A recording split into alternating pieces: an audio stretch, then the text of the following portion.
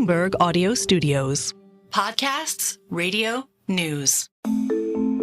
I'm Stephen Carroll, and this is Here's Why, where we take one news story and explain it in just a few minutes with our experts here at Bloomberg.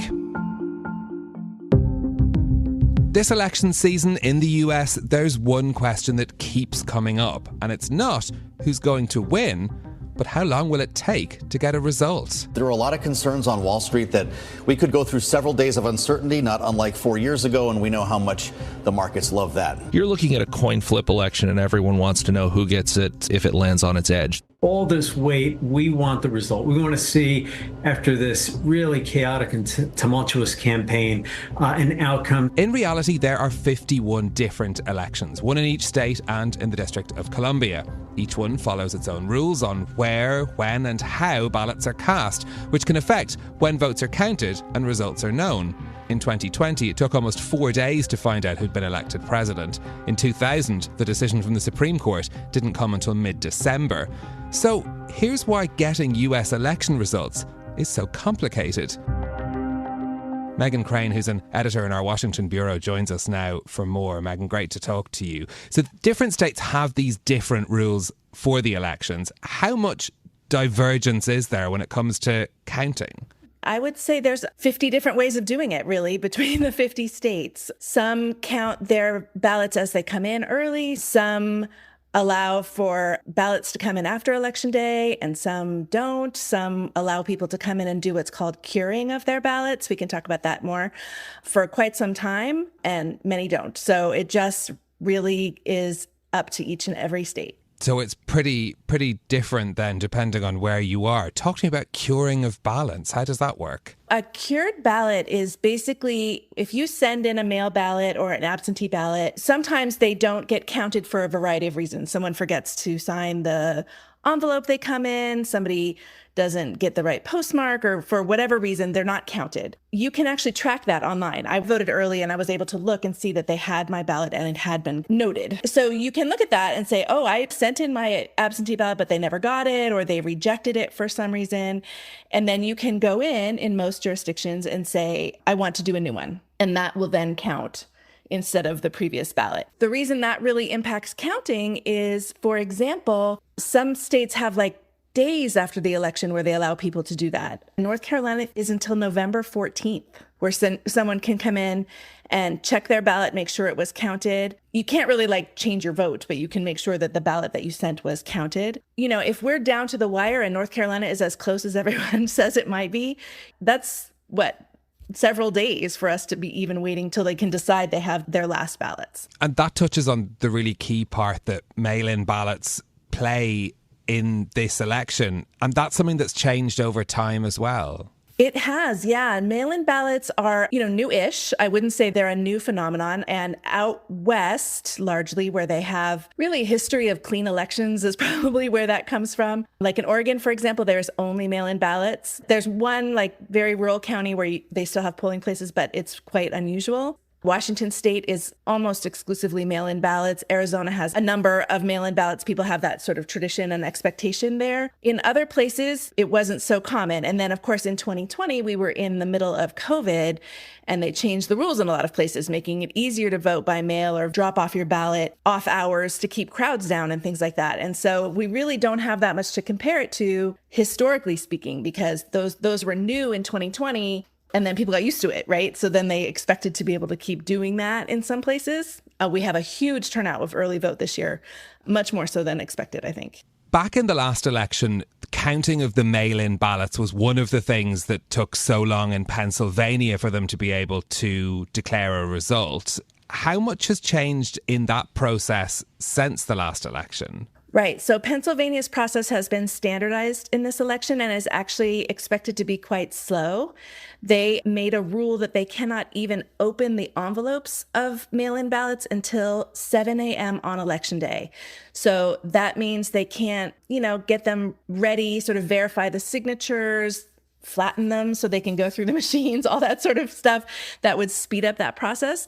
They cannot do that until the morning of Election Day. They cannot start counting those votes until 8 p.m. on Election Day.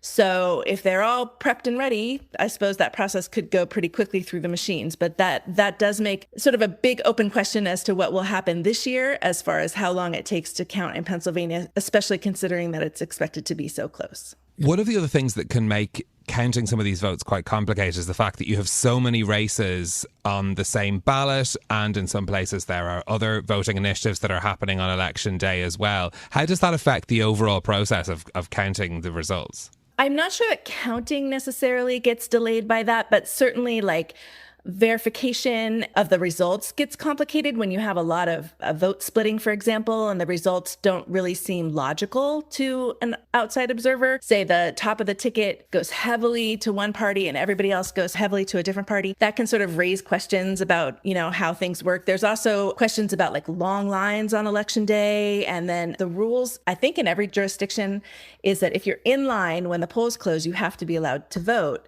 Well, if the lines are really long, that can be hours before the polls close. And if the rules in that particular state are that they can't count the votes until the polls close, you're pushing things back by hours and hours. Is it just a feeling, or is the wait for results actually getting longer from election to election? I think on the presidential level, it's not necessarily getting longer. Of course, we didn't have a result in 2000, which was, 24 years ago, until December. That result came after a long court fight, but we did in fact have those results pretty quickly. I think the results have actually started to come faster in some ways because we have all these mechanical ways to count votes, if you're looking at a long historical trend. But the country is so divided and the process is so meticulous that I think it feels like it's taking longer, partly because we want immediate answers, and also because the stakes are so high and people just feel so entrenched and everybody wants to get it right. And it feels like it takes longer. It took several days last cycle, but before that, it didn't, right? We had a winner pretty much the night of election night on 2016. Hillary Clinton didn't concede, but he had won that night. We knew that by then. That was true in 2012, was maybe one day. If I'm trying to remember exactly, 2008, we knew on election night. So, it's kind of hard to say. Maybe we just have shorter attention spans, and that's why it might feel like... Yeah, I think that might be some of it. Yeah, we sort of expect an immediate result. Yeah. In advance of this election, we've been talking about both campaigns preparing lawyers in case of legal challenges. What should we be thinking about in terms of what challenges might delay a result? When you're thinking about delaying a result, like an actual sort of inauguration, what would be the most interesting are the lawsuits that are basically fighting each county or each state's ability to certify their count. We all learned a lot about that in the last process about how certification works. You never get a perfect count, there is no perfect process. There has to be some official system in which you say, okay, we're done now. This is the time we have done enough counting, enough looking through this to decide that this is our result. And there will be legal challenges to that, probably from both sides. Those people who make those decisions are often partisan. They're elected as partisans to nonpartisan roles. It can be quite difficult to reach a consensus. Briefly, Megan, has anyone ever thought about harmonizing this process across the US to perhaps speed it up? Oh, people think about that a lot. But I would say if you really talk to election experts, the messiness of our process is in some ways its genius, in that it is in fact, some would say, impossible to steal a United States election. You cannot change the vote in so many different places using different technology, different ballots, different processes to decide who certifies what. That becomes essentially impossible to fix. And that is in some ways its genius, right? It can be messed with on the corners. It certainly probably used to be more when there was less sort of transparency in the process. But Bloomberg did a lot of reporting on this after the 2020 election and really found that it is essentially impossible to steal a national election in the United States. Thanks to Magan Crane from Bloomberg's Washington, D.C. bureau. For more explanations like this from our team of 2,700 journalists and analysts around the world, search for Quick Take on the Bloomberg website or Bloomberg Business app. I'm Stephen Carroll. This is Here's Why. I'll be back next week with more.